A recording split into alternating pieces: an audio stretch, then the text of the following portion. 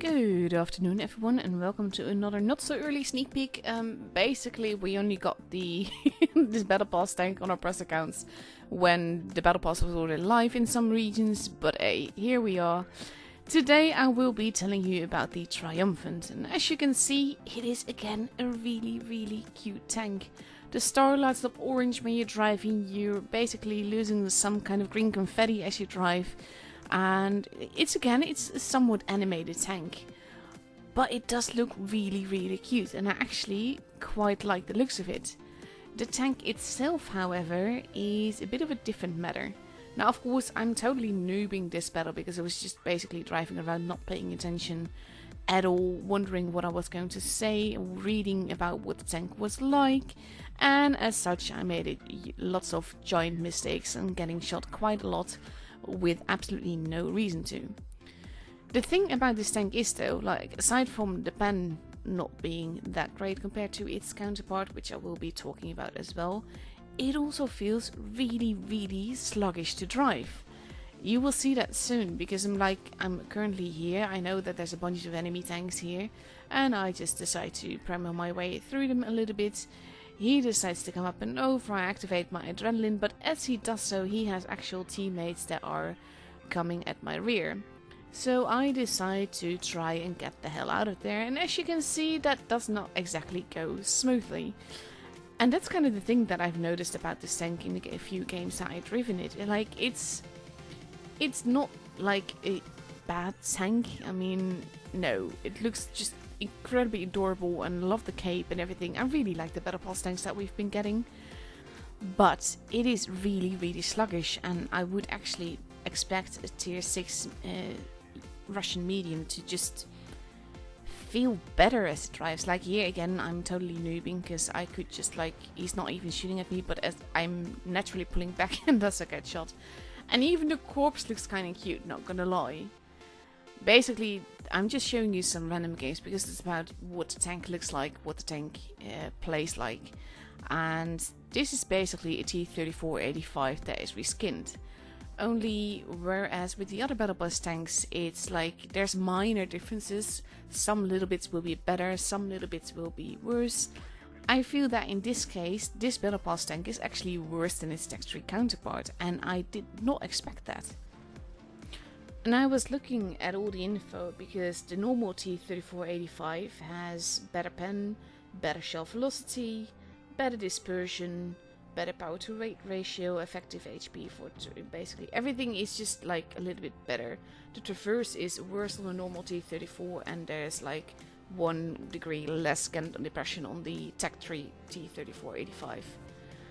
But then I realized that this is actually like not necessarily a modified version of the T-34-85 that is in the tech tree, but it is very like the T-34-85 Victory.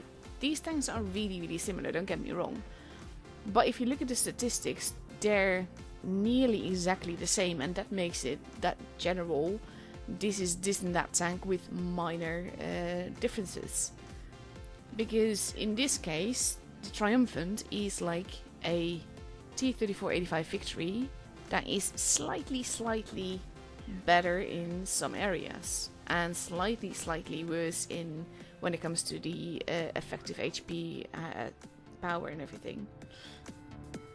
So that kind of makes me think that this is more like a modified Victory than a modified normal T-34-85. And as I said, it's a nice tank, it looks really cute, I like the sort of green confetti and everything, but it plays very sluggishly, and again, the battle passes are always really good value, and that has to do with the gold that you get, the free XP, the credits, the camos, the boosters, the avatars, basically everything in there for like €5 generally, thereabouts. It is pretty cheap, and for me that always makes it worth it. At the same time, this is the second time that I will say that I would not get the battle pass for this tank alone. I mean, me personally I would, because I'm a collector, so I will want to have all the tanks and everything. But this tank, aside from the looks, it doesn't really have anything really going for it. So keep that in mind when you're trying to decide if you want to get this battle pass or not. And like, it's not a really bad tank. The normal T-34-85 is quite fun as well. The Victory is quite fun as well. Victory was actually one of the first premium tanks I ever owned when it originally came out. But yeah, overall, it's not like a really bad tank, especially in like random battles or everything. If you know a bit how to work the troll armor that it does have a little bit, you try to avoid getting shot at by most higher caliber guns, then it can work out really well. And that's basically what I'm going to show you in this last battle that I've got recorded for you. I was actually trying to show the tank and this guy just was really looking at me, which is on its own fine, but he actually blocked where I wanted to go, which did not help. But yeah, just the cape and everything, I think it really does look cute. And I really like the looks of the last couple of battle pass tanks that we've been getting, because just like, they're fairly innocent, they're fairly fun and colourful and just a little bit quirky, and I like that. And this was the first battle where I felt the tank was actually like working with me, or maybe I was getting the feel of the tank better, because I expected more of a T-34-85 and that just feels less sluggish to me. But when you compare it to the Victory, it's much closer, and the Victory can be quite sluggish to drive as well. But overall, in this game, I had teammates and everything, and the enemy wasn't really focusing on me, which really helped as well. And for me, that lets me get a bit of a better feel of the tank, because of course, when you're medium and people shoot at you, they tend to pen you and everything. But there's a few occasions in this specific battle where they do actually bounce on me, and that's more to do with the position that I have and the position that I work with. And basically, it also means it's also because of my teammates. My teammates were in the right spot at the right time, and I was getting shots in not entirely properly, as you can see here, because I was bouncing and everything. And I don't really want to engage, so as the third one comes, I actually just pull back a little bit. He bounces on me, that's one of the bounces that I mentioned, and the rest of them are going after my teammate. Now, I decide to just start shooting them, but I keep safe because I'm not really caring to get myself killed, because I do want a little bit of a good result to show you guys. So I'm just basically ridgelining here while they are shooting my teammate instead. But I think that this is the way to more or less play this tank. You need a bit of teamwork, and that's the case with most of the tanks. Basically, the tank can perform quite well. You have to use a little bit of trollness that you have, and just basically try not to get shot at. And that, again, same advice that I can give for every tank, but yeah.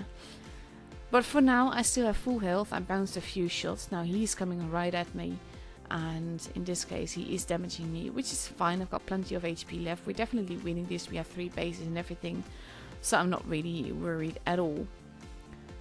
So he's just basically circling me, has done a little bit of damage, and I outgun him pretty easily. And again, overall, I like this tank. I like the way it looks. It doesn't drive half bad. It is a bit sluggish for its tier, but it looks adorable, and that for me is basically what the Battle Pass is about, or at least the Battle Pass tanks are about.